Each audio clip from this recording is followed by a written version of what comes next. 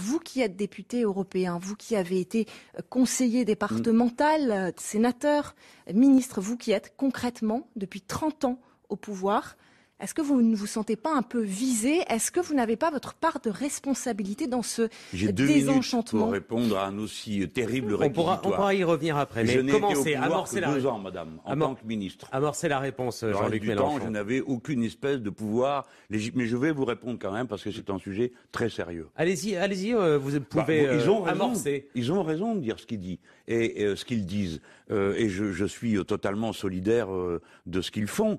Mais je ne suis pas la bonne personne à interpeller, chère madame. La bonne personne, c'est M. Juncker, président de la Commission, qui a organisé de manière méthodique pendant 18 ans la fraude fiscale sur tout le vieux continent et qui est aujourd'hui le président. Et que lui dit-on à lui? Pourquoi ne l'interpellez-vous pas? Il faut l'interpeller. Il ne vient pas le dimanche dans les émissions politiques. Elle a raison, vous avez raison, madame, de dire qu'il y a une défaillance parce qu'il n'y a pas la volonté de poursuivre, comme on dirait, jusqu'au fond de chaque compte en banque, ce qui se passe. Il y a un changement, Monsieur Mélenchon. Il y a un changement avec tous les accords.